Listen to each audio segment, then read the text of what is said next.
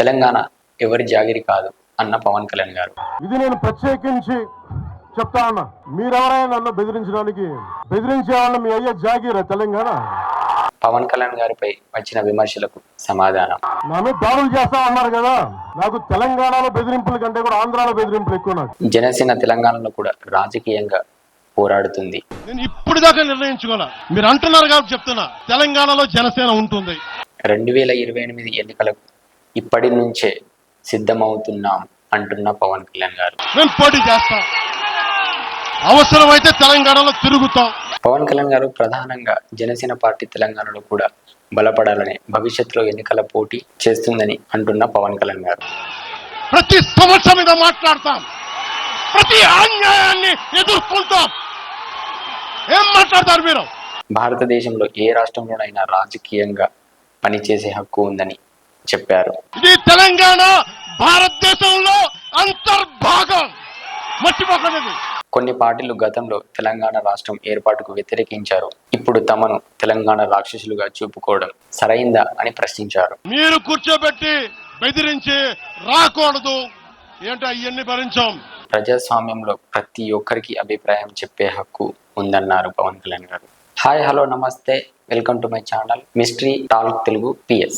Janasena party తెలంగాణలో విస్తరిస్తుంది. తెలంగాణ ఎవరి జాగిరి కాదు అన్న పవన్ కళ్యాణ్ గారు. తెలంగాణ ఉద్యమంపై ప్రస్తావించిన పవన్ కళ్యాణ్ గారిపై వచ్చిన విమర్శలకు సమాధానం. ప్రసంగం యొక్క రాజకీయ లక్ష్యం. ఈ ప్రసంగాన్ని ఒక వాక్యంలో చెప్పాలంటే, జనసేన తెలంగాణలో కూడా రాజకీయంగా పోరాడుతుంది. తెలంగాణపై మాట్లాడే హక్కు మాకు ఉంది అంటున్న పవన్ కళ్యాణ్.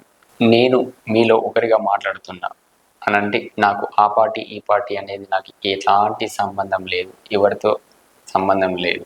2028 ఎన్నికలకు ఇప్పటి నుంచే సిద్ధమవుతున్నాం అంటున్న పవన్ కళ్యాణ్ గారు. ఈ సందేశాలన్నీ పవన్ కళ్యాణ్ గారే ఈ ప్రసంగం ద్వారా ఇవ్వడానికి ప్రయత్నించారు.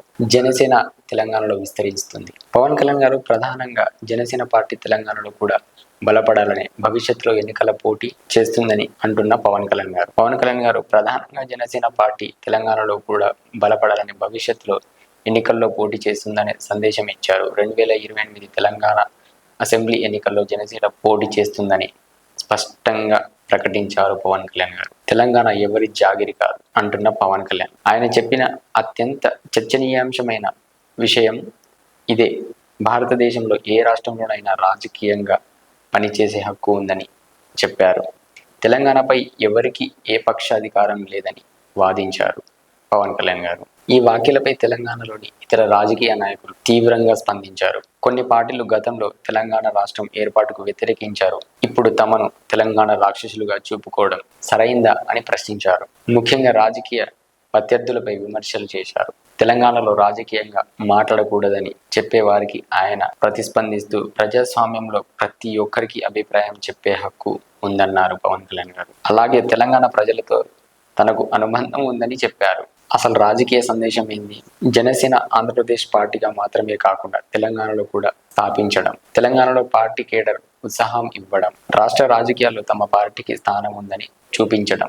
నేను మీలో ఒకరిగా మాట్లాడుతున్నా అనంటే నాకు ఆ పార్టీ ఈ పార్టీ అనేది నాకు ఎలాంటి సంబంధం లేదు, ఎవరితో సంబంధం లేదు. ఈ వీడియో కనుక పూర్తిగా నచ్చినట్లయితే లైక్ చేయండి, షేర్ చేయండి, సబ్స్క్రైబ్ చేయండి. మరిన్ని వీడియోల కోసం మా ఛానల్ని సబ్స్క్రైబ్ చేయండి.